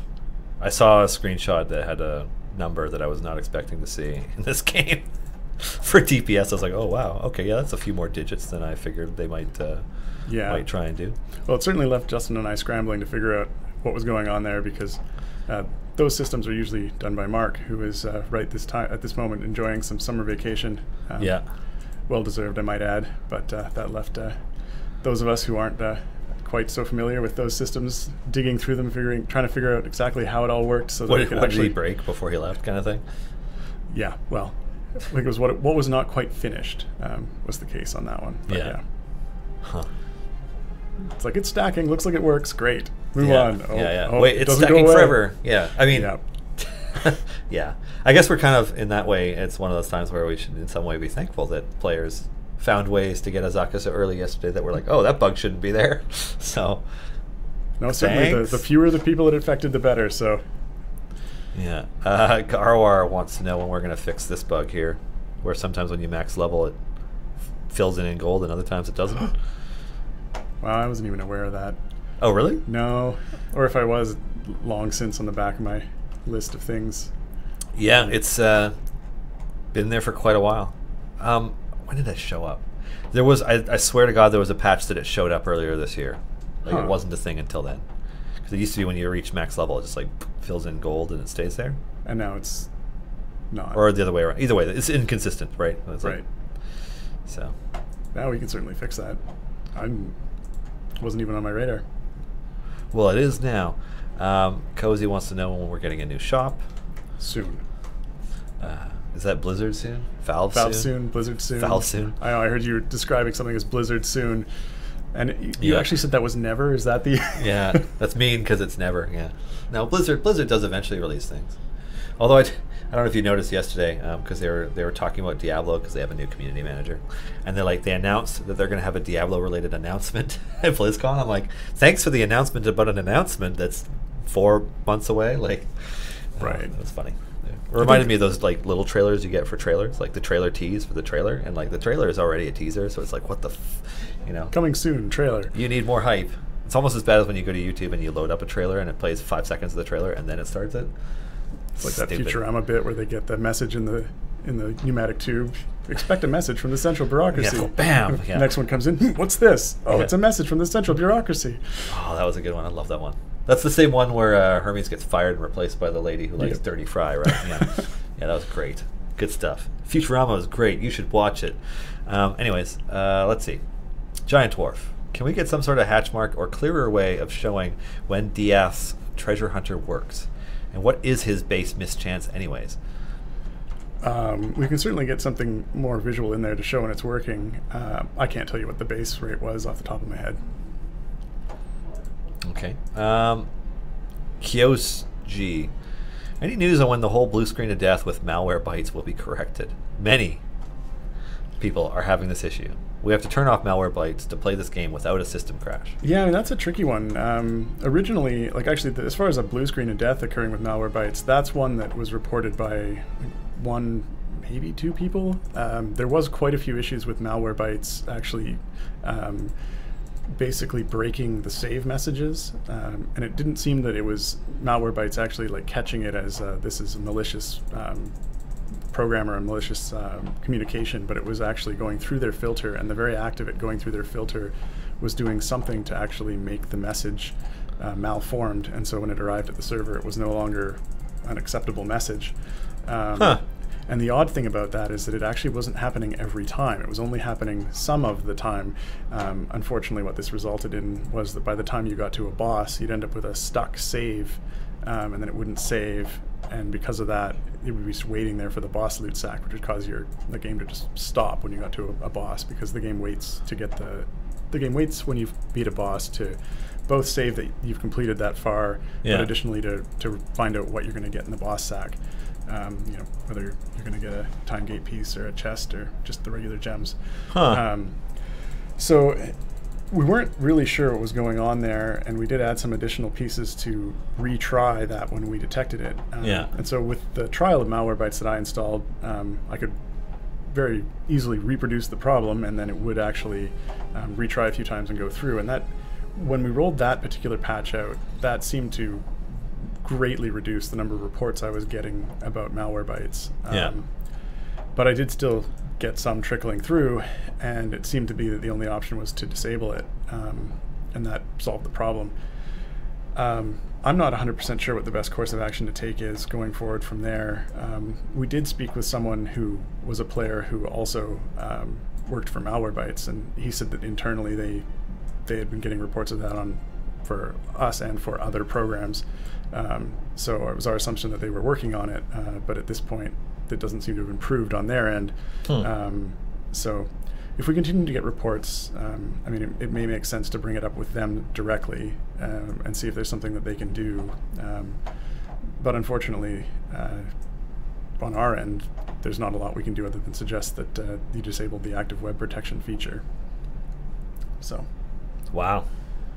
Now, I guess the thing that I kind of wonder is, like, how is it that we have an interaction with that causes Windows to crash when it doesn't crash Windows otherwise? Like, what's going on? I'm not sure, but the blue screen one specifically is not something that I understand exactly how it's happening, and it's not something that was happening to most people who were reporting that issue. Most players were reporting that their game just wasn't saving. And that was the issue I was able to reproduce by installing Malwarebytes and playing with it enabled, is that my game did in fact not save. But I didn't get a blue screen, and that was not something that the majority of players were reporting. So that particular combination is not something that we've figured out exactly what's happening there, and it wasn't something we were able to reproduce, which makes it really tricky for us to track it down. And it's a weird one too, because blue screens usually indicate that some sort of a hardware assertion has failed. So Windows is detecting that, hey, these values that I thought should be this are not this, and then halts. So it's usually a driver error or a hardware error when a blue screen occurs. So is there a chance that, like, at some point down the line, Malwarebytes will do an update and then it's just not an issue anymore? It's fairly likely. I mean, it seems like the Malwarebytes did an update and that made it an issue about late June. So fingers crossed that they would do that, and then it wouldn't be an issue any longer. Okay. One of our players is proposing that we have a pause button, like just an outright pause, so that they can swap their formation around and make updates. Yeah, I mean, that's a design question, really. It would be something that I'd probably pass on to Justin for an answer on that. It's easy enough in most cases to just bump yourself back to a safe place where you're doing way more DPS than you need, and then hop forward. In fact, actually, on that note, I know I had a request from someone to have it so that you could shift-click on the level arrow and have it pop you back to level 1, I think for that very purpose. And I did put that on the list because I thought that would be useful. Pop back to level 1. Yeah, because they wanted a safe place to reorganize their formation. Good to know. I don't know. Am I ready to try this formation yet? It still looks pretty janky, but let's see what happens with my Barrow and Stacking Strix. Okay. This one. So this has come up before. Somebody wants to know why the buttons for the shop and the chests are separate. So we have the shop here and chests over here. I mean, personally, I'm like, why is this not in alphabetical order? But yeah, they're just wondering why shop and chests are there with achievements and collections in the middle. Yeah, I mean, I think the original ordering on those was, well, there were certain elements on there that had an order we wanted wanted them to be in a very specific spot. Like the reset, we always wanted to be at the end, which is why when we added time gates, we sort of slipped it in there in the middle. The other ones, why is there both a shop and a chest button? Well, I mean, originally they were separate screens, so that's probably the main reason they're separate like that. But even if we hadn't combined them into one screen, it does reduce the number of clicks if your goal is to get to the shop rather than have to go to the chest screen and then go to the shop. Yeah. And then we did add additional ways to get to the chest screen. Obviously, like you can come in through your inventory. I'd say the main reason they're separate is because originally they were two screens, and then they stayed that way because at the very least it reduces the number of clicks to get to the shop. Yeah. So. Huh. Okay. Somebody wants a button or some way to have a UI layout where you can just see a DPS layover for all the champions. I guess it's just another one of those things where because there's stuff that gets in the way of them. Oh, it's so messy down there. Yeah. Well, it's not Crusaders of the Lost Idols messy. That's true. Boo, Kevin. Throw some salt. No. Well, that's not his fault. Yeah, no. Oh, man, that was that bad before he even started on it. Yeah. No, he knows that. Yeah, it's just a challenging thing to deal with. Okay. It's funny because there's so many things we can't talk about. Crap So Collage. many things. When you open a chest, if you get an uncommon or above item, there seems to be a bright white flare over the item card, and you can't tell what you've got for 3 seconds. Any chance of making that able to be disabled? So an uncommon or above item. Hold on. I don't know. Bring one up. I will open one gold chest. Oh. Yeah, the flash as it comes in is longer. It's longer than it is for the epic. That's weird. Is it inconsistent across all? Sorry, was it? Hold on a second. Actually, you know what? It'll be better with these because there's items of lower rarity that do nothing. Well, there's no flash if they're low rarity. Yeah. And there is a bright flash. And sorry, the question was specifically on a particular rarity level, or just they were just pointing out that if you open uncommon one or above. Okay, there's a flash because it's supposed to be a better card. Yeah, it hurts their eyes. I guess it's similar to the white flash of the screen or the other effects that happen that can bother people who are photosensitive. Huh? No, I mean, I guess it's not 3 seconds. Might be a little bit of hyperbole, but yeah, it's maybe it just feels longer for them. Hold on a second. I'm gonna one shot this guy. Oh shoot. That does actually feel like it could be faster. Pop. Like for a flash, like it does feel a little bit slow, but certainly it's just to illustrate that it's a fancier card. Give it some flair. Oh, let's redo all those animations. Make them progressively more epic. Absolutely. I've always been a fan of Hearthstone's legendary one where there's a shockwave explosion. We've got lots and lots of art time to work on that, right? Yeah, totally. Get on it, Adam. All right, let's see. What do we got next? I am new to this game. Why is it cheaper to push Tyrell than Makos? Tyrell is level 75. To upgrade will cost this much, and Makos is level 35. It's just the scaling of their upgrades. Yeah, I mean, it's just different. Yeah, I think we see this question often enough, and it's sort of you come from other idle games and you're used to seeing a sort of a linear, or a progression of characters. Each subsequent character costs more than the previous character. Yeah. But actually, to add some interesting variation to the way the characters level, I think Justin tied a lot of the cost to power to the characters, but they don't necessarily go in order, or rather, they don't necessarily scale at the same rates. So some characters scale differently than other characters, although they try to be balanced around the amount of money that you've spent on, like the amount of gold you spend on them should result in similar amounts of damage. But it's just they're just not in order, or rather, they just scale differently than each other. I guess is a more correct answer. Yeah, it's more interesting. Yeah, the only thing I personally see that scaling wise I don't like right now is that Evelyn's health doesn't scale for crap. I can't speak to that. She's supposed to be a tank. Anyways, let's see. Oh, I guess is that supposed to be indie dev? Maybe. I don't know. It's hard to tell. Can we make champion health, DPS, etc. information show on top of the enemies when we mouse over? My tank gets mobbed and I can't see their health at all. Oh, okay, so it's just the old problem of getting swarmed and not being able to see what's going on. Yeah, I mean, that's a long-standing question. We haven't come up with a good way to do it, and it's sort of been it hasn't been a game breaker, so we haven't focused a lot of time on it. But it is a request we get once a week, I guess. Yeah, maybe a little less than that, twice a month.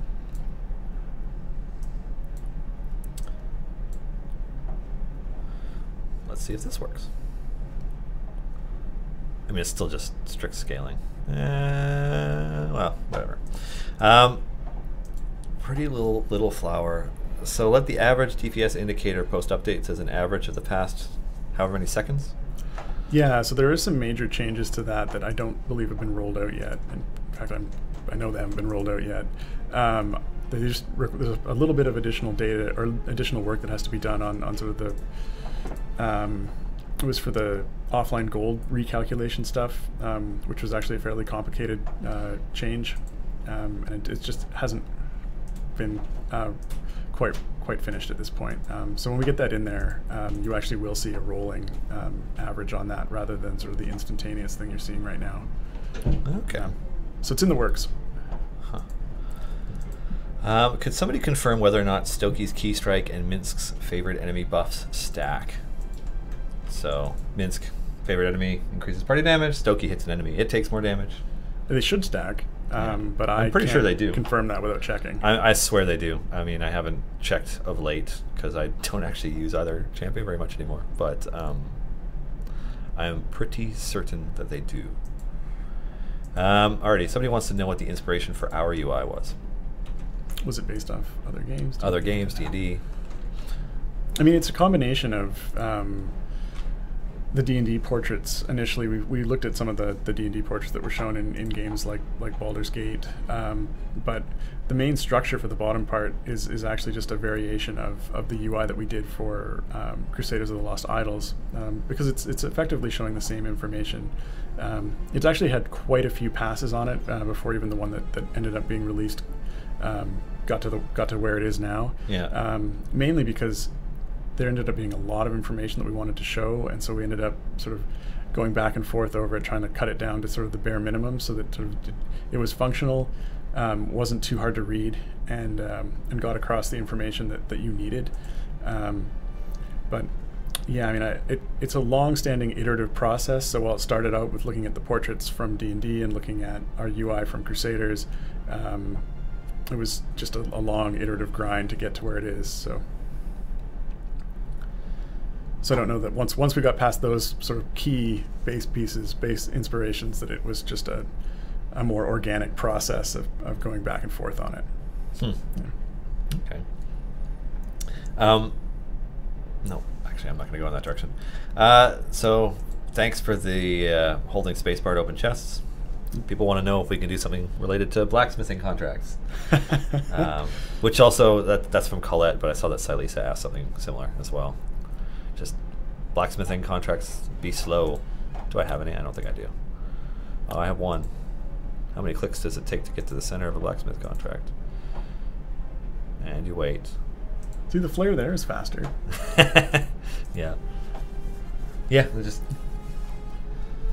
we know is basically the answer to that. Yeah. Certainly pass on to Jacob that his spacebar is much appreciated.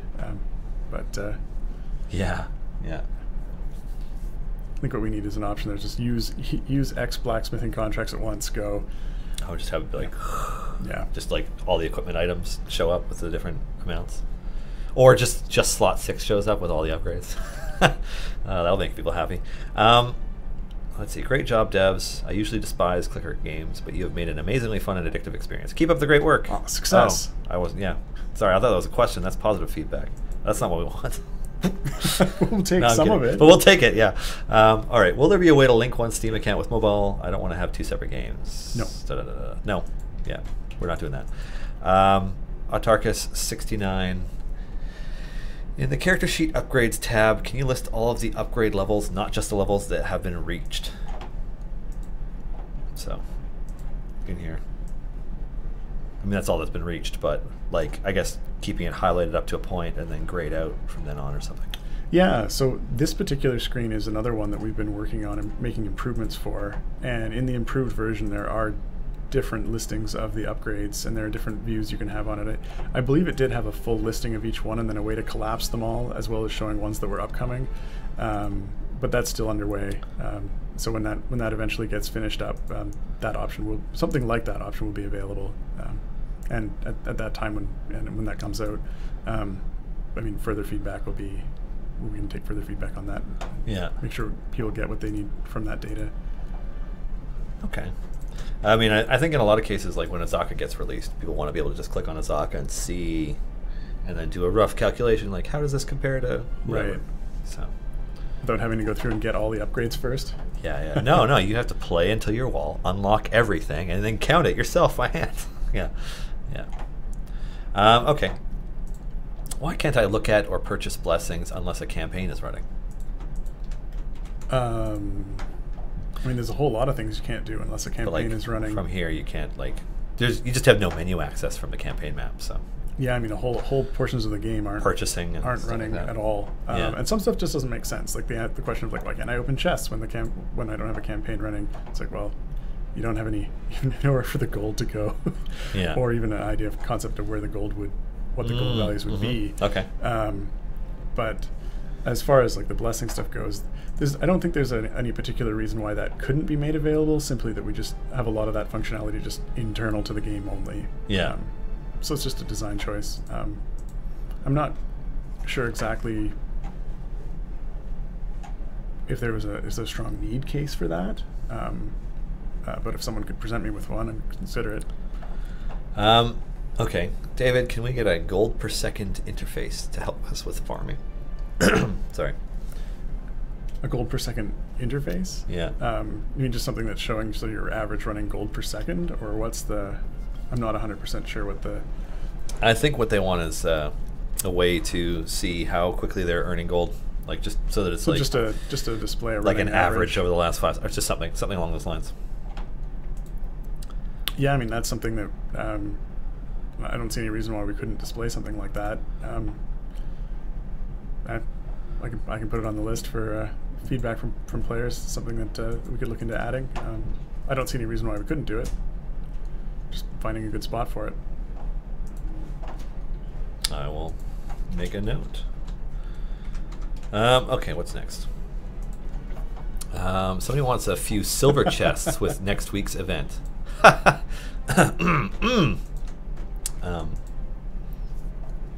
Maybe. We'll see what Justin says. Kick some. Can we please have some way of opening 20 or more chests at a time? It's giving me RSI. I mean, quite a few of the scripts that we have seen have been related to mass opening chests, just because it can be a chore. I'm certainly not looking. I mean, I got my Azaka chests waiting here, but like, there are players who save up and purchase thousands of silver chests so that they can try and get shiny items and stuff, and that would help. Yeah, we can certainly keep an eye on that. I know we had the mass chest opening stuff in Crusaders. And on this, I know we were holding off on it until we felt like it was something that really had a strong need for it to be there. So we're watching it, but and we haven't. It doesn't seem at this point like it's a critical feature. I think part of it was that Justin wanted to do it in a nicer way than it was done in Crusaders, so it'll require some additional thought if and when we do get to it. But our primary goal was to, at least initially, was to try and make it so that you didn't need that, and so that you'd want to open, when you open your chest, you'd want to just open the contents of the chest that you had, and not like, oh, this is not interesting anymore. I want to have 100 at once, But, yeah. But we'll keep an eye on it. Okay. I've noticed the resetting softly notice when ending an adventure since the last update or so. Did something change? I believe that's the Steam issue that I mentioned earlier. When you hit the reset, that's another one of the calls that hits Steam. Okay. And so because there appears to be some latency there, you're seeing that message. That message always would be there, or rather always is there, provided your call takes long enough time. Like, a lot of calls that otherwise happen transparently to our server do have messages that come up if they start to time out or if they start to take a long time, just to let you know that something's going on and that your game isn't frozen, and that's one of them. Huh. So like, maybe I'll regret asking this, but people will probably ask me at some point. How does that relate to the loading definitions issue that players seem to, or some players seem to regularly see, I should say? It doesn't. The loading definitions issue that we've seen does seem to be some players having a difficulty reaching our servers from their system. We're not 100% sure where the disconnect is. I had one player who actually solved the problem by running through a VPN. Really? Yeah. That particular player, actually, from the information I got from them, they were having, it was just downloading very, very, very slowly. Like the initial download of the definitions is about 300K, and they were getting about, from sort of guessing from the time they said it took them to get about halfway through that, it was something like 2 or 3K a second. But clearly they were having no trouble like contacting us via the forums or via the tickets, and they obviously had been able just to download the game without any issue. So it seemed to be an internet issue somewhere between them and our servers. Okay. It's funny, that reminds me. Do you ever hear of an MMO called Ion? No. Okay, well, good. But one of the things that was really interesting was that, like, I remember playing it in beta with some friends because they're like, try this game with us. We want to play it. Cool. Yeah, whatever. You play it for a bit. I'm like, hey, this is kind of fun. So I play it. I'm like, sure, I'll play with you guys. Purchase it. And, like, it had at the time, I don't know what it's like these days or if it's still running, but it had, like, the most, like, so much rubber banding, it was staggering. Like, 30 seconds of, like, boom, you're back, like, where you were, half a minute ago. And it was, like, it would, like, be something that happens in certain areas. Like, it was all around, like, different ISPs and how they were interacting with each other. Okay. And, like, so some of them, for whatever reason, would just have, like, crazy delays. Huh. And, like, they like, it wasn't something that they could really figure out until they were able to, like, chase down the individual service providers and how they were interacting, like, with this code. It was nuts. Huh. But it also was the first time that, like, my eyes opened. I'm like, the internet's real complicated. Like, who knows what's going to happen. So yeah, it's one of those things where a lot of times players don't realize that when getting from where they are to us actually is it can be quite a number of different hops through various different servers before it actually reaches us. Mm-hmm. And any one of those along the way, if for some reason it's dropping packets or that's just performing slowly or they're throttling something for some reason, mm-hmm. They can result in the connection to us being poor, and we have no way of being able to determine sort of where the issue is occurring. And it's interesting, the player who did mention that they'd used a VPN to get through it, it meant that somewhere between us and them there was something that wasn't working quite right, but by using the VPN they could communicate from them to the VPN without any trouble, and whoever the VPN was from that to us without any trouble, and so that sort of routed themselves around the problem. Yeah. Huh. So it's a tricky one to track down. Somewhere out there's an ISP that's just like doesn't care about talking to us. Something like that, yeah. But I did actually compress the definitions down a little smaller, which should help if anyone's having a slow connection to them. And a couple of weeks ago, we added in the actual progress display on it, so that if it is going slowly for you, at least you can see that it's making progress, rather than just thinking the game is just frozen.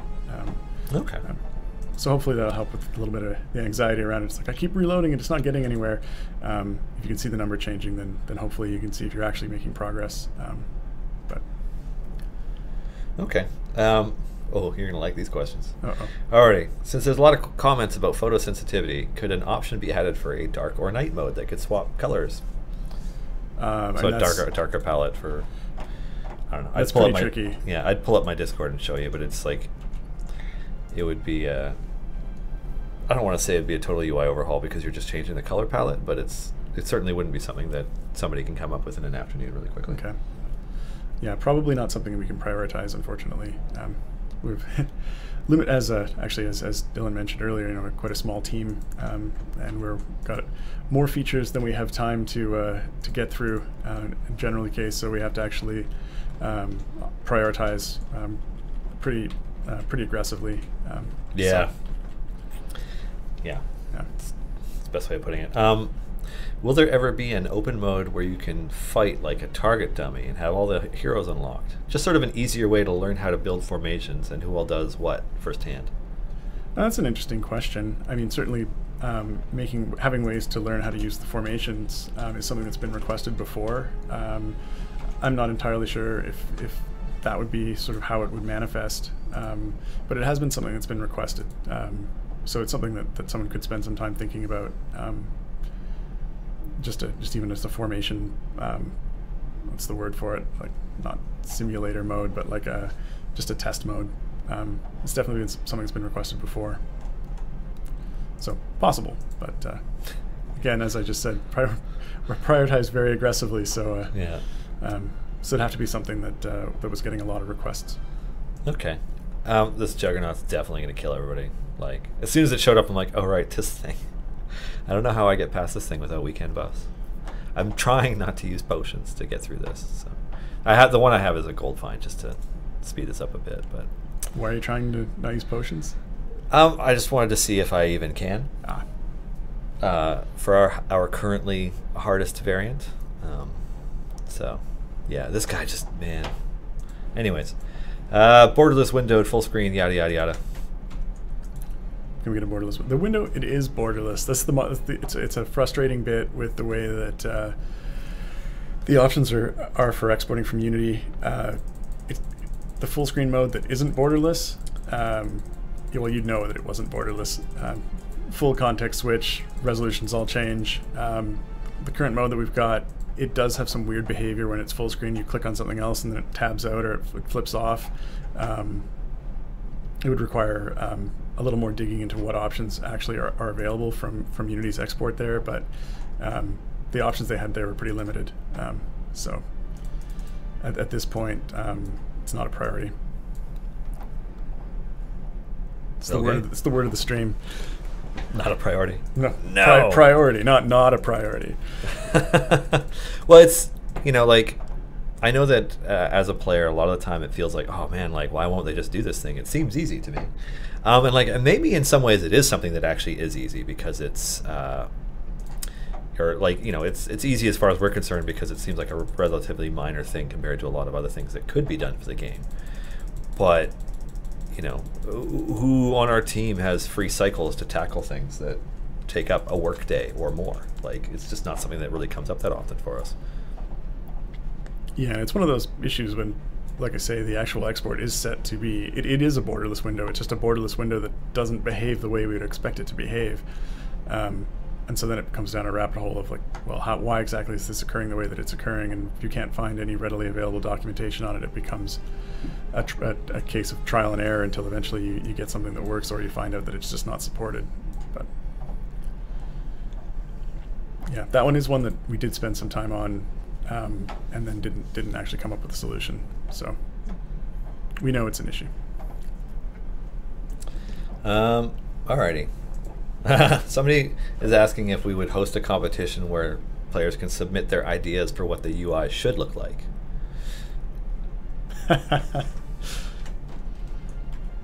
Hey, we're always open to suggestions,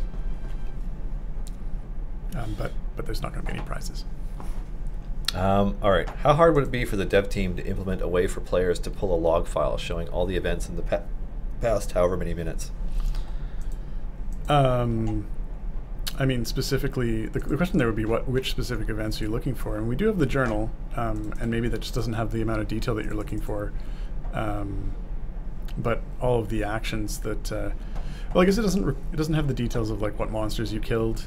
It doesn't have the, it just has what items you used and what gems you got, and then it's got the story stuff in it, and then it's got any items for like chests and stuff you've opened. And I guess I have to see a little more detail about what you were looking for and why.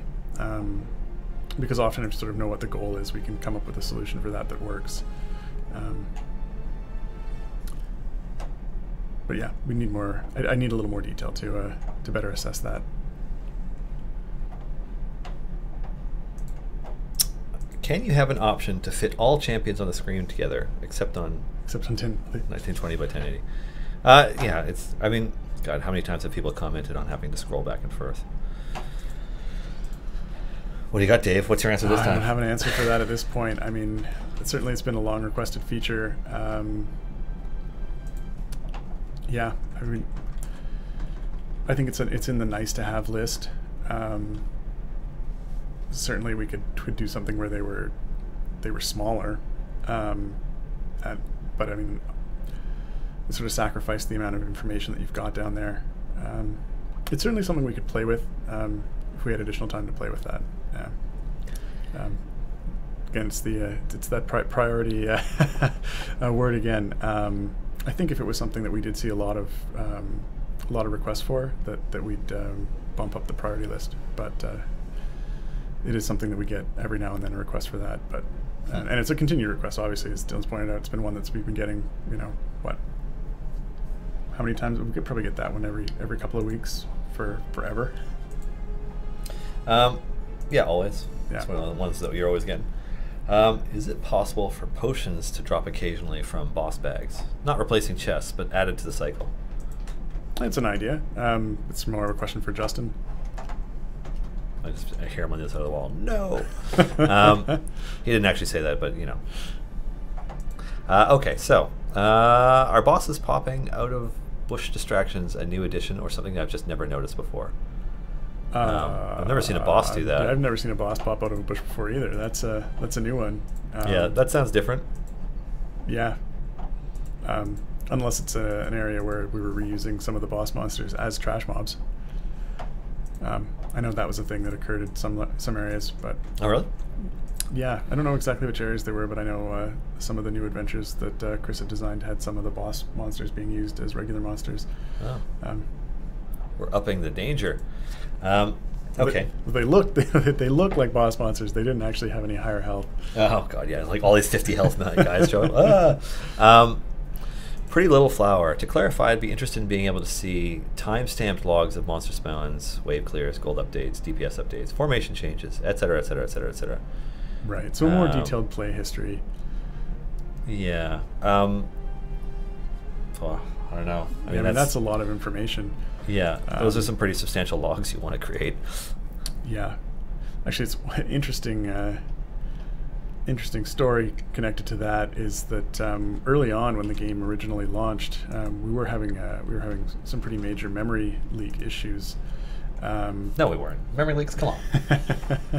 And one of the issues actually was that some of our debug logging that was actually logging out to a log you could bring up on screen in game was actually over the course of a couple of days getting up to about 2 to 3 gigs in size of just text. And that seems like lots. It's enormous, and obviously it was causing a lot of the game clients to crash on players at that point. When it would get to a certain point and then just be like, nope, we're done, and crash. And so that kind of logging actually would take up an enormous amount of space. So you just have to. Thought you had memory leak problems. Now, let me tell you. Yeah, you have to be very selective about what things you show and how quickly you get rid of them. So you sort of get like a running log of that information that would cover, like, I don't know, the last hour. But beyond that, you'd use up a lot of memory very quickly. Zorvix wants to give us praise for the Acererak fight. It took them an hour rotating champions in and out and leveling up and healing them and stuff. Any plans for similar fights? Absolutely. An hour, wow. You're patient. That's a long time. That's a lot of active play time for an idle game. Yeah, the more interesting we can make the boss fights, the better. So absolutely. Alrighty, I'm just going to tear through the last few. I've noticed lag in the graphics when it's not in front. I know this is a feature to save CPU, but does it affect Gold Game? No. No, the frame rates are reduced in the background. Oh god, so many rats. But it doesn't actually reduce the game timing. The game shouldn't move any slower, but it should look choppy. Compliments to the random Keymaster mobs in the new variants. Will we see other things like that? We will now. Oh, apparently the Ogre Howdah does pop out of a bush because it's the only monster that naturally spawns on that zone. Huh. Good to know. That's cool because I don't see any other questions saved for Dave. That one's Crusaders related, so I'm skipping it. Sorry, I'll send that to Kevin maybe. So yeah, it's 2:54. We got to wrap up anyways.